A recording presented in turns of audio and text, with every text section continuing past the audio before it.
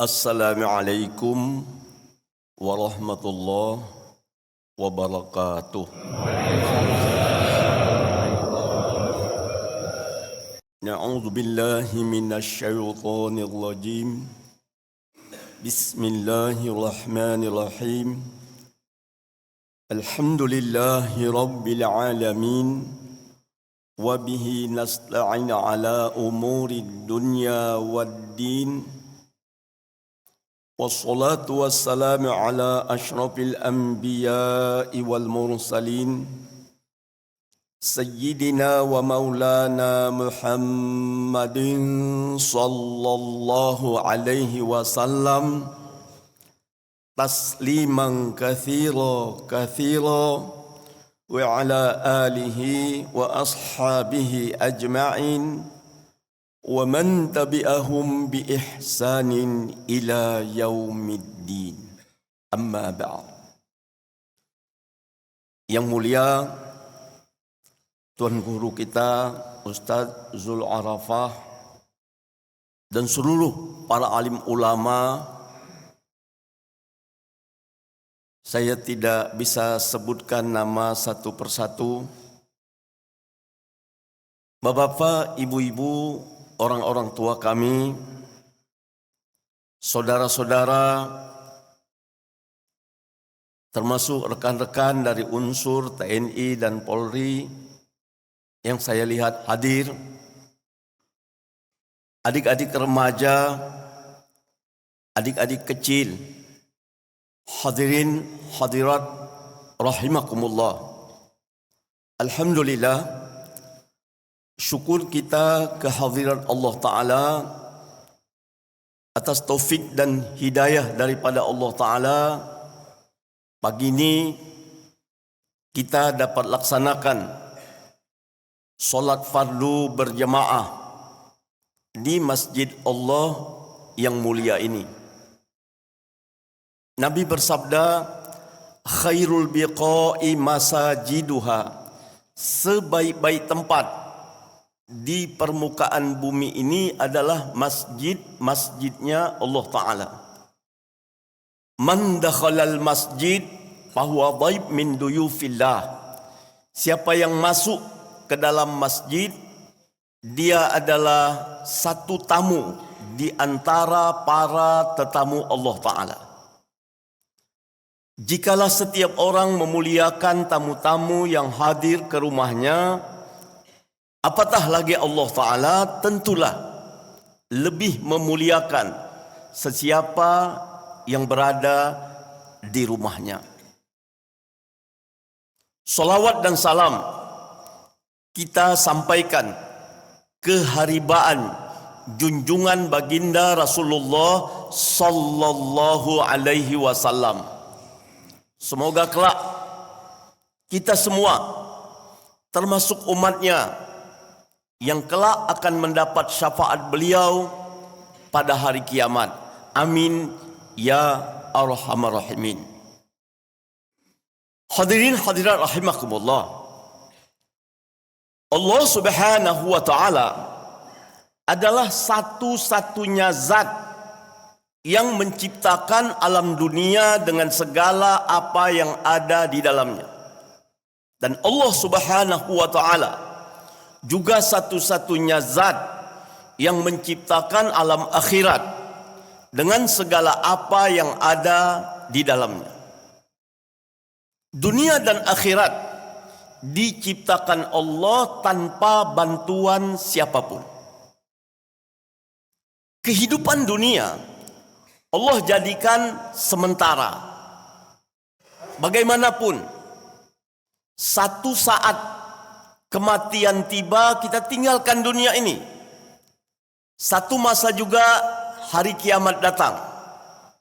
Berakhir pula umur dunia. Adapun alam akhirat, Allah jadikan abadan abada, selama-lamanya. Hadirin hadirat rahimakumullah. Allah yang Maha Rahman dan Rahim menginginkan kita para hambanya, manusia dan jin, mulia bahagia di dunia dan di akhirat. Meskipun kehidupan dunia ini singkat, Allah tidak ingin kita hina dan sengsara. Apalagi dalam kehidupan akhirat yang selamanya. Allah pun ingin agar kita mulia dan bahagia. Anbiya wal mursalin alaihimus salatu wassalam diutus silih berganti mengkhabarkan kepada manusia dan jin asbab kemuliaan kebahagiaan di dunia yang sementara dan di akhirat yang selamanya. Semua menyampaikan kabar yang sama, bahwa kemuliaan kebahagiaan di dunia dan di akhirat hanya ada dalam dinullah, dalam iman dan amal soleh. Siapapun orangnya, apapun hal ihwal keadaannya, kalau dia pegang agama ini, dia jalani kehidupan dengan iman dan amal soleh yang dibuat dengan ikhlas, istiqomah hingga ke akhir hayat, maka dia orang yang dapat kemuliaan itu. Man 'amila salihan min dzakarin aw untha wa huwa mu'min falanuhyiyannahu hayatan thayyibah. Barang siapa yang beramal soleh, kata Allah, baik dia laki-laki ataupun perempuan, sedangkan dia beriman kepada Allah, maka akan kami berikan kepadanya kehidupan yang baik. Hayatan thayyibah bermakna hayatan maradatillah. Kehidupan yang baik artinya kehidupan yang diridhai Allah Ta'ala. Orang yang beriman beramal soleh, dia diridhai Allah, disayang Allah, Allah cinta sama dia. Berkuasa dia, Allah redha. Jadi rakyat biasa dia, Allah redha. Jadi polisi atau tentarakah dia, Allah redha. Jadi pedagang, petani, nelayan, pengangguran, Allah redha. Kaya raya dia, Allah redha. Miskin papa dia, Allah redha. Masa muda, Allah redha. Di hari tua, Allah redha. Di dunia, Allah redha. Di akhirat, Allah redha. Syukurlah kita kehadiran Allah. Banyaklah menangis atas nikmat yang besar. Allah beri kita nikmat iman. Kita lahir dari rahim mak yang beriman, dari janin satu orang ayah yang beriman. Kita anak-anak yang beriman. Tsumma alhamdulillah, Allah beri kita kekuatan beramal soleh. Tiba waktu solat, kita laksanakan solat. Di samping yang fardu, kita perbanyak yang sunat. Datang bulan Ramadan, kita puasa. Di samping Ramadan yang fardu, perbanyak puasa-puasa sunat. Sampai nisab harta, keluarkan zakatnya. Di samping zakat yang fardu, perbanyak infak sedekah. Ada kemampuan pergi haji, berangkat ke Baitullah. Di samping haji, perbanyak umrah. Alhamdulillah. Apa yang mau kita syukuri lagi? Kita mau fikir usaha. Gimana kualitas iman, amal, akhlak, pengorbanan untuk agama hari-hari dapat kita tingkatkan. Di antara tanda-tanda ahli surga, bertambah usia dia, bertambah dekat dia sama Allah. Bapak dan Ibu yang mulia, bertambah usia kita sesaat, hakikatnya bertambah dekat kubur sesaat. Maka kita mau persiapkan. Ketika kita sedang usaha, gimana makin hari makin dekat sama Allah, makin takut buat dosa, sekecil apapun dosa itu. Kita jangan lupa kepada keluarga. Ya ayyuhalladzina amanu, wahai sekalian orang-orang beriman, ku anfusakum wa ahlikum nar. Jaga dirimu dan keluargamu dari neraka Allah. Huruf waw di situ adalah wawil ataf. Artinya, penjagaan atas diri kita dan keluarga kita tidak bisa dipisah sekaligus.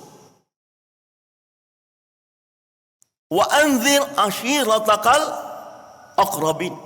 Berilah peringatan kepada para karib kerabatmu. Kalau disebut karib kerabat itu siapa? Anak, istri, ayah, ibu, abang, adik, menantu, mertua, ipar, besan. Itu karib kerabat. Ketika kita sedang berusaha makin dekat sama Allah, kita jangan lupa mendekatkan karib kerabat kita kepada Allah. Satu kepala rumah tangga yang sukses di sisi Allah, bila maut tiba, dia tinggalkan anak soleh lagi takwa, pelanjut perjuangan baginda Rasulullah Sallallahu Alaihi Wasallam.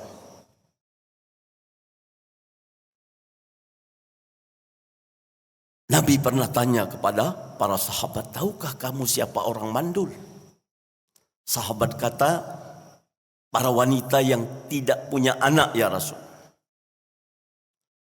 Nabi bersabda, orang mandul, orang tua yang meninggal dunia, namun belum sempat mempersiapkan satupun anak-anaknya memasuki surga Allah Ta'ala. Anak banyak, tapi jauh dari amal agama. Apa sih manfaatnya di sisi Allah Ta'ala? Punya anak banyak seperti ini. Bagus gak usah punya anak deh. Bapak dan Ibu yang mulia, bagi kita pasangan pengantin lama yang dah lama tak punya anak, tak usah sedih. Saya ada satu kitab namanya Bustanul Jannah, Taman Surga, disusun Hafiz Ibnul Qayyim Al-Jauzi rahmatullah alaih. Kitab itu dari awal sampai akhir cerita tentang nikmat demi nikmat dalam surga. Satu hadis yang panjang, Nabi ceritakan nikmat-nikmat surga begitu mendetail. Lepas itu satu orang laki-laki tanya, ya Rasulullah, adakah di surga nanti sepasang suami istri punya anak? Kata Nabi, ada. Bagi sepasang suami istri yang pengen punya anak, begitu terbetik di hati pengen punya anak, langsung istrinya hamil seketika. Hamilnya mudah, tidak mual-mual, tidak memerlukan mangga-mangga asam.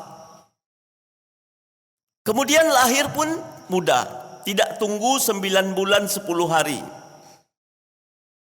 Tidak memerlukan bantuan tenaga medis.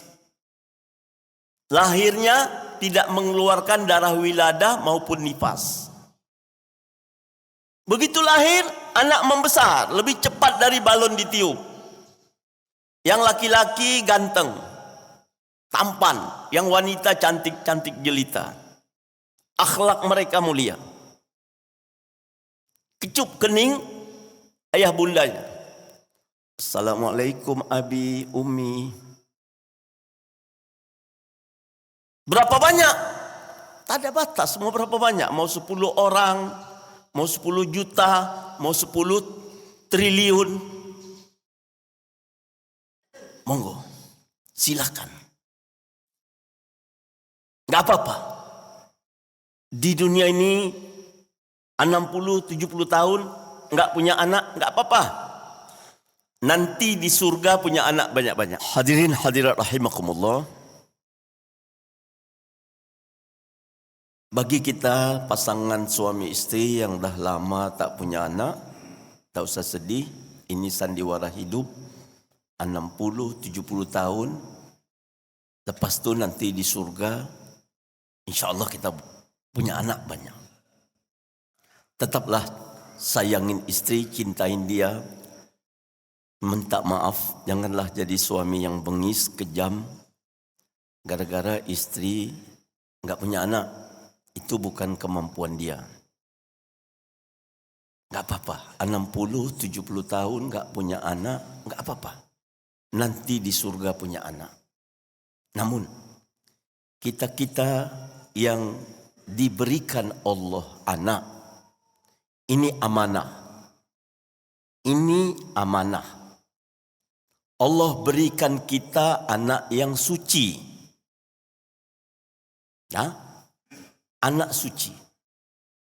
Ada satu agama selain Islam yang mempunyai ajaran setiap anak yang lahir berdosa. Namanya dosa warisan. Karena kakek dan nenek dulu memakan buah larangan.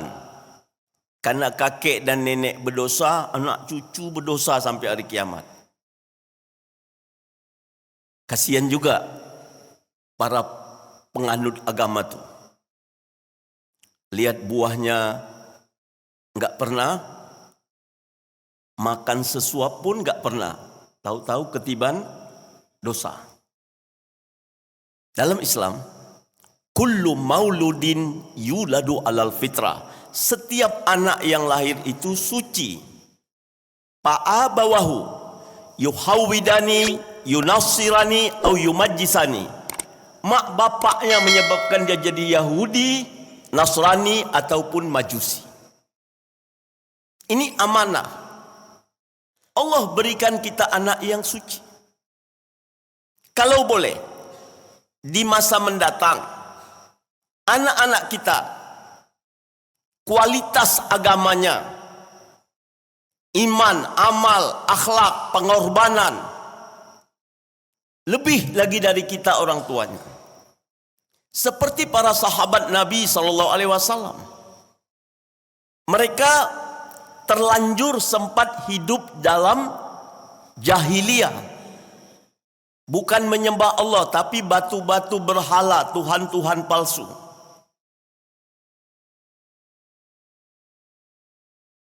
Setelah mereka mendapat hidayah, memeluk Islam,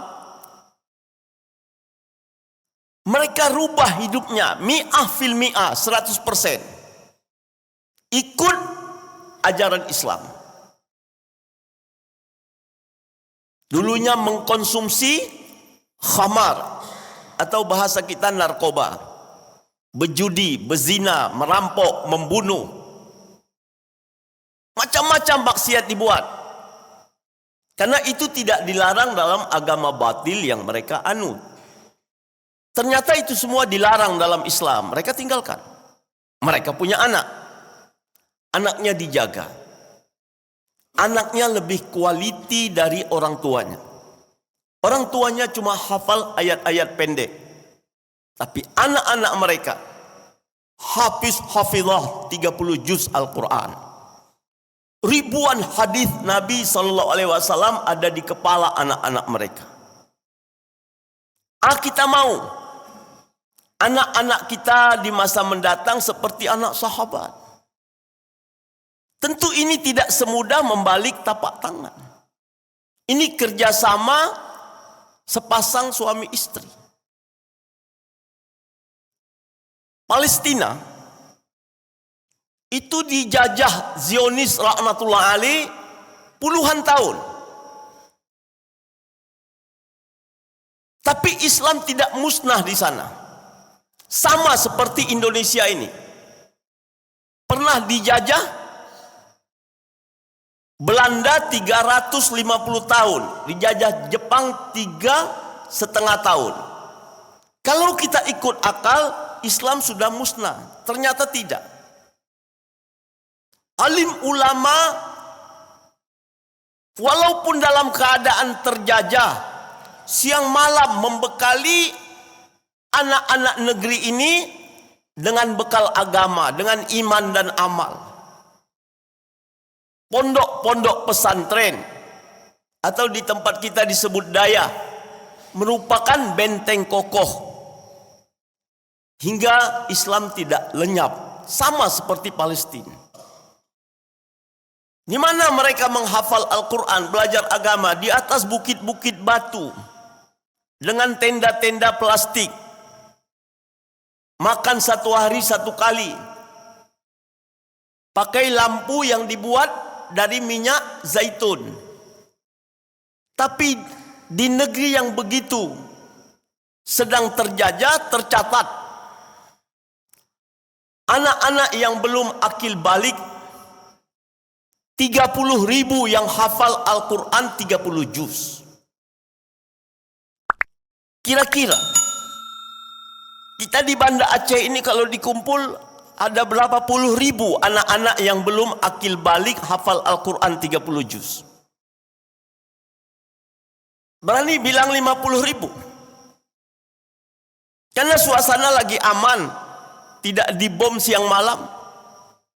Berani.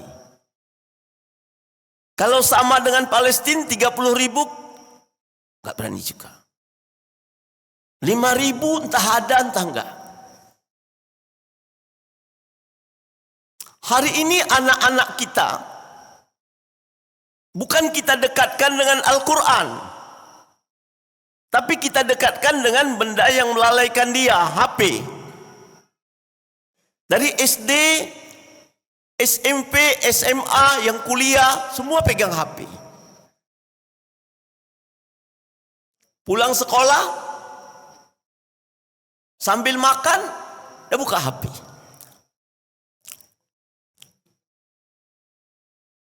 Lalai. Dan itu kita beli. Kapan anak kita pegang Quran? Kapan dia menghafal? Kapan dia murojaah mengulang-ulangnya? Hanawati, nggak ada waktu lagi. Kita yang buat anak kita jauh daripada Al-Quran.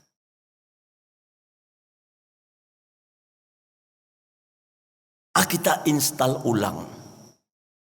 Jangan sampai kita gagal. Yang kita sedihkan lagi, sebahagian remaja-remaja Islam hari ini tidak sujud kepada Allah. Jangan di masjid 5 waktu, di rumah pun dia tidak sholat. Lebih tragis, orang tuanya diam. Tidak ada berkerut sedikit pun di keningnya. Kalau anaknya bagi rapot, fisika, biologi, matematik, bahasa Inggris, konten 4 umpamanya, itu risau. Anak kena marah, dimarah sepanjang hari. Suami istri satu malam tak tidur. Macam mana nasib anak ni nanti kalau macam inilah pendidikan dia. Pagi-pagi pergi kantor, pergi sawah, pergi kedai, jumpa kawan kita itu. Ibu-ibu jumpa ibu-ibu kita itu. Ada musibah besar di rumah kami, makcik. Musibah apa? Anak kami, si Anu, sebut nama anak, bagi rapot fisika, biologi, matematik, bahasa Inggris, konten 4. Aku sama abang gak bisa tidur satu malam. Tapi kalau anak udah S1 gak sujud sama Allah, itu gak persoalan. Kita balik bertanya, kalau biologi, fisika, matematik, bahasa Inggris, konten 4, kenapa?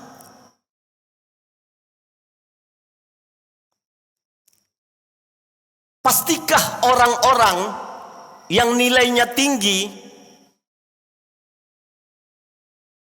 punya ijazah segudang, pasti dapat kerja? pasti jadi orang kaya di dunia ini. Enggak juga. Di Medan ada teman saya bawa becak S3, 5 bahasa asing dikuasainya. Kenapa tidak kerja? Ilmu kan tinggi abang nih. Dia bilang enggak cocok gaji dengan ilmu saya.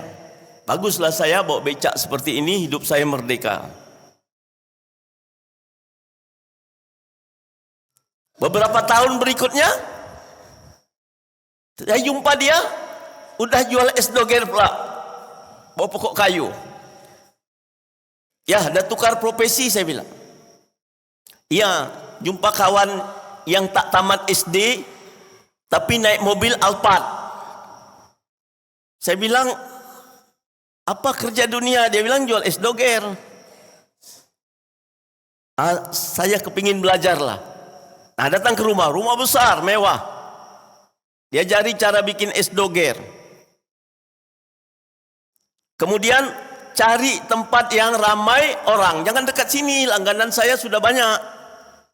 Cari tempat yang ramai. Ramah. Usahakan dagangnya bersih. Singkat cerita pun dia buat itu. Maju. Dah punya mobil, dah punya rumah.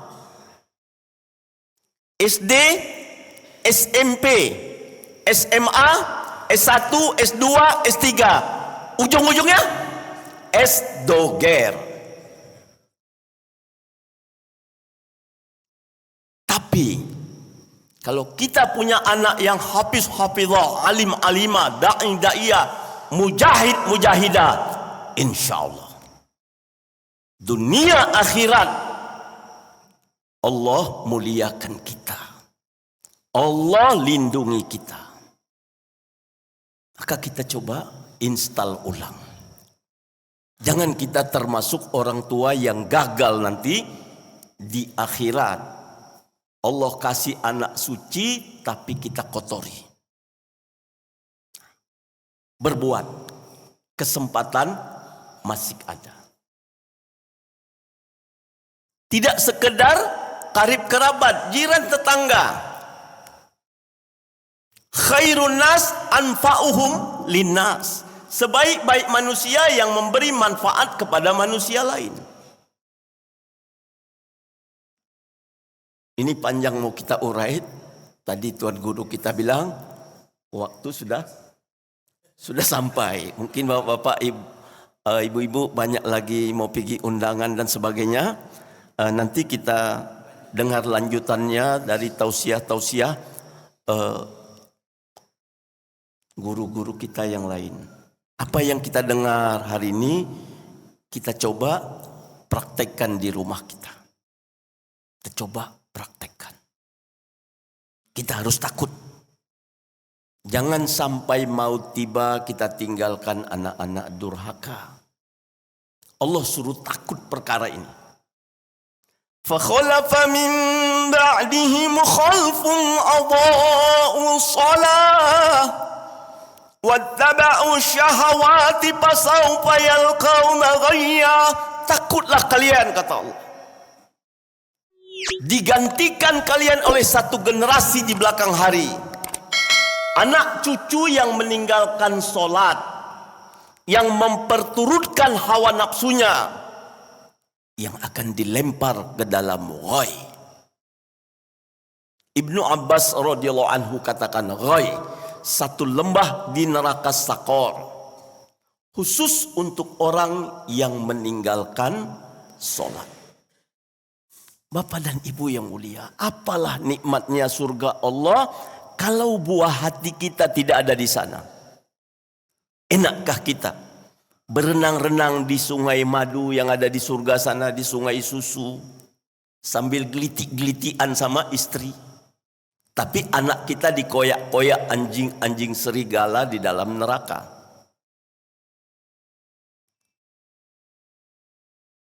Kata Nabi SAW, di dalam neraka ada kalajengking besarnya sebesar keledai. Lantas anjing serigalanya sebesar apa? Ular panjangnya 70 tahun perjalanan akhirat. Apa nikmatnya surga kalau buah hati kita tidak ada di sana. Kita harus berbuat. Jangan sampai kita termasuk suami istri yang gagal. Nabi Yakub alaihissalam, anaknya banyak. Awal-awal, sebahagian anaknya itu perangai tak baik. Hingga membuat makar, mau membunuh adiknya Yusuf. Campakkan dalam sumur, kemudian menipu dengan ayahnya.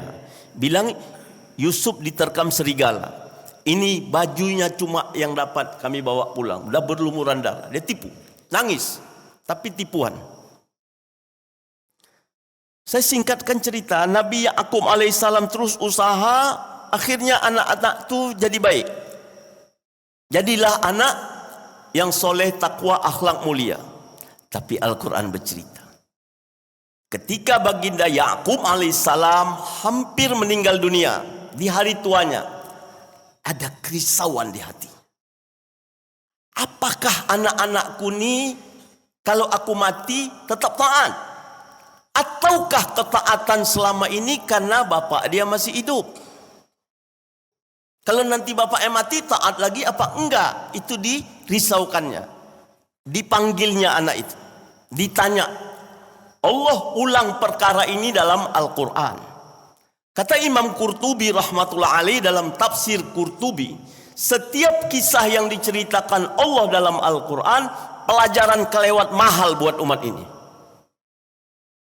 Am kuntum syuhada'a idh hadara Ya'qub al-maut idh qala li banihi ma ta'buduna min ba'di قالوا نعبد إلهك وإله آبائك إبراهيم وإسماعيل وإسحاق إلها واحدا ونحن له مسلمون.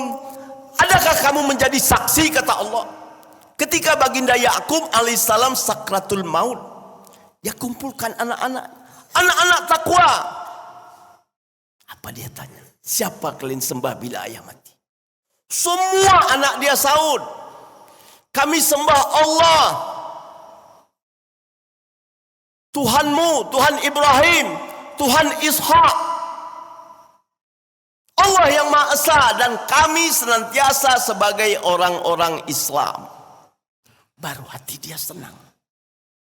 Tinggalkan dunia dengan jiwa yang lapang.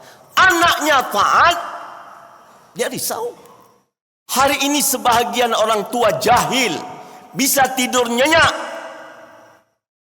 Di sebelah dinding kamarnya anaknya sudah lajang, sudah gadis, tidak sujud kepada Allah.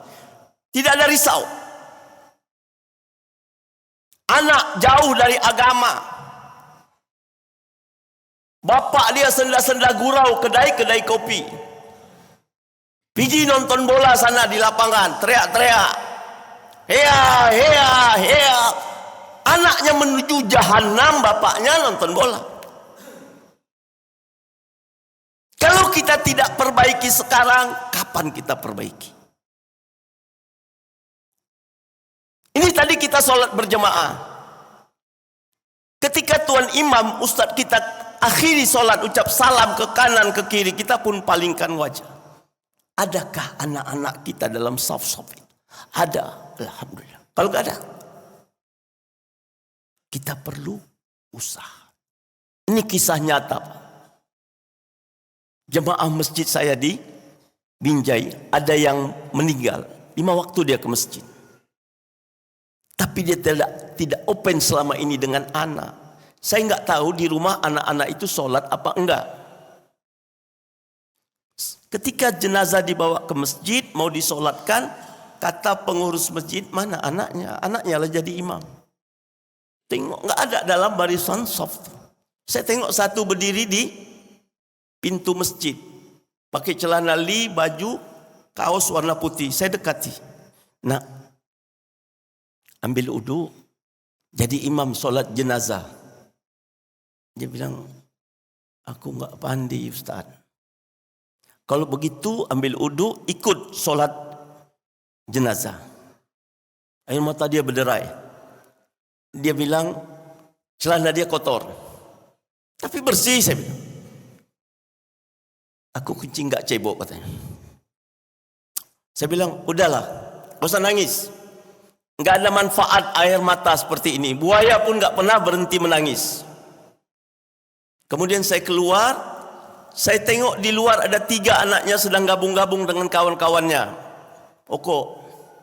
Saya bilang, nak, naik, mau disolatkan. Lanjut aja, aman. Lanjut aja Pak Ustaz. Sekali ayahnya mati, anak tidak ikut mensolatkan. Ini jangan terjadi di rumah kita. Gimana dia mau nolong kita, diri dia aja pun tak tertolongnya. Semoga kita termasuk orang tua yang sukses. Ketika mau tiba, kita tinggalkan anak soleh lagi takwa, pelanjut perjuangan baginda Rasulullah sallallahu alaihi wasallam. Demikian Bapak dan Ibu, mohon maaf atas segala kesilapan, kepada Allah kita sama mohon ampun. Kita tutup majelis dengan kifaratul majelis. Subhanallah wa bihamdi, asyhadu an la ilaha illa anta, astaghfiruka wa atubu ilaik. Assalamualaikum warahmatullahi wabarakatuh.